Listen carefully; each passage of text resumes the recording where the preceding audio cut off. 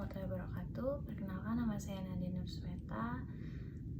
NIM saya 112111017. Saya kelas MA 21B01 dari Universitas Pelita Bangsa. Di sini saya akan mempresentasikan tentang pengelolaan etika bisnis syariah. Untuk yang pertama adalah latar belakang. Dalam dunia bisnis terdapat istilah etika bisnis yang merupakan ilmu terapan yang mengatur moral dan etika manusia dalam kegiatan ekonomi dan bisnis. Etika bisnis adalah pengetahuan tentang aturan atau norma dan moralitas yang berlaku secara umum dalam kegiatan ekonomi dan bisnis yang umumnya berkaitan dengan etika profesi dan etika tata kelola perusahaan yang baik. Untuk konsep etika bisnis, yaitu konsep etika tidak dapat dipisahkan dari agama, karena menurutnya etika yang benar hanya bisa diperoleh ketika jiwa manusia berhubungan dengan Tuhan, yakni Allah Subhanahu wa Ta'ala.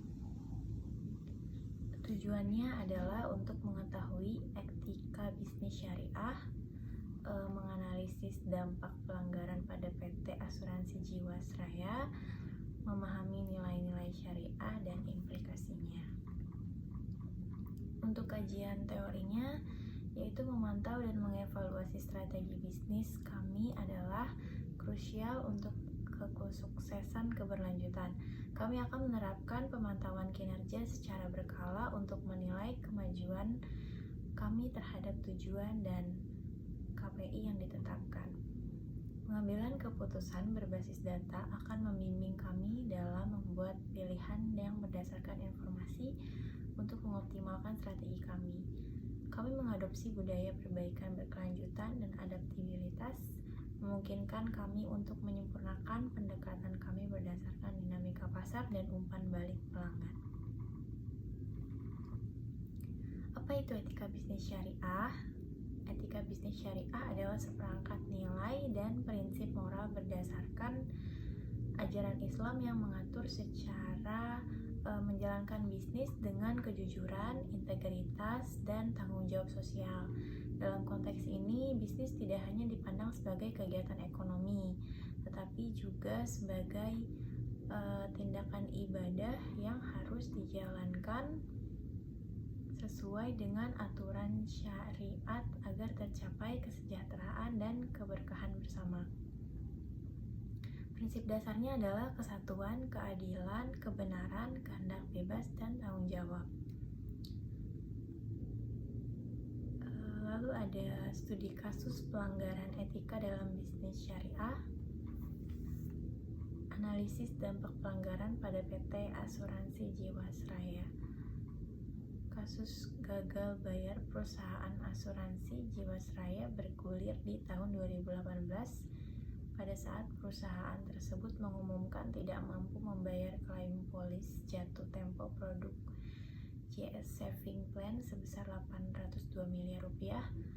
Kasus tersebut semakin membesar dan menjadi mega skandal yang menghebohkan Indonesia pada September-November tahun 2019. Jiwasraya mengalami tekanan likuiditas yang mengakibatkan ekuitas perusahaan menjadi negatif, yaitu 23,92 triliun rupiah, dan perusahaan memperoleh premi sebesar 21 triliun. Faktanya pada saat diaudit laba bersih tersebut justru turun dari 2,4 triliun menjadi 333 miliar saja, karena perusahaan belum memperhitungkan nilai penurunan aset. BPK menyebutkan bahwa ada kecurangan pencadangan keuangan sebesar 7,7 triliun rupiah.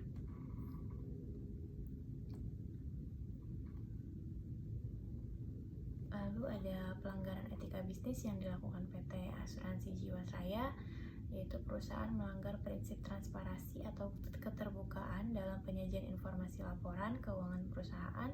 Perusahaan terbukti melakukan manipulasi laporan keuangan atau window dressing. Lalu perusahaan melanggar prinsip kehati-hatian karena menggunakan sebagian besar dana premi nasabah untuk kegiatan investasi pada saham-saham dengan fundamental kurang baik dan berkapasitas pasar kecil. Di samping itu, perusahaan juga tidak memperhitungkan janji return 10% sampai 13%, yang mana return ini di atas return deposito dan obligasi. Lalu perusahaan tidak mampu membayar polis produk JS Saving Plan sebagai implikasi atas pelanggaran yang telah dilakukan. Dampak yang terjadi akibat pelanggaran yang dilakukan perusahaan asuransi Jiwasraya. Yang pertama ada dampak finansial, yaitu kerugian negara berdasarkan audit yang dilakukan oleh Badan Pemeriksa Keuangan atau BPK. Kerugian negara akibat kasus Jiwasraya diperkirakan mencapai 16,81 triliun. Kerugian ini berasal dari investasi yang tidak sesuai ketentuan dalam saham dan reksadana. Lalu ada dampak sosial dan kepercayaan, yaitu hilangnya kepercayaan publik. Kasus Jiwasraya telah menyebabkan hilangnya kepercayaan masyarakat terhadap perusahaan asuransi dan pemerintah, terutama BUMN. Masyarakat menjadi skeptis terhadap produk asuransi yang dapat menghambat pertumbuhan industri asuransi di masa depan. Lalu ada dampak sistematik pada industri asuransi, yaitu krisis kepercayaan di sektor asuransi. Kasus Jiwasraya berpotensi menimbulkan dampak sistematik di industri asuransi jiwa Indonesia. Meskipun pendapatan premi masih menunjukkan pertumbuhan, ketidakpastian hukum dan reputasi negatif dapat mempengaruhi keputusan investasi dan pembelian produk asuransi di masa depan. Untuk strategi pemulihan, yaitu membentuk kepribadian karyawan yang berlandaskan spiritualitas. Menurut Al-Atas, etika sejati terjadi ketika jiwa manusia terhubung dengan Tuhan atau Allah Subhanahu wa Ta'ala hanya dapat tercapai, maka dapat diartikan bahwa karyawan yang memiliki spiritualitas tinggi cenderung tidak atau rentan melakukan pelanggaran etika. Oleh karena itu, perusahaan perlu mengembangkan karakter rohani karyawannya dengan menetapkan aturan ibadah rutin dan mengikutsertakan perusahaan dalam kegiatan sosial atau tanggung jawab sosial perusahaan, atau bisa disebut dengan CSR. Baik, kita sudah sampai di kesimpulan. Dalam pengelolaan etika bisnis syariah, perusahaan yang melanggar aturan perlu menghadapi beberapa tantangan serius. Pelanggaran etika dapat mengakibatkan kerugian besar, mulai dari hilangnya kepercayaan konsumen hingga dampak hukum yang signifikan. Namun dengan langkah-langkah pemulihan yang tepat, perusahaan dapat memperbaiki reputasi dan mengembalikan kepercayaan publik, yaitu dengan dampak pelanggaran etika salah satunya pelanggaran etika dalam bisnis syariah memiliki dampak luas, termasuk kehilangan kepercayaan konsumen, dampak hukum, kerugian finansial dan kerusakan reputasi, dan juga pentingnya transparansi. Lalu strategi pemulihan dan komitmen terhadap etika.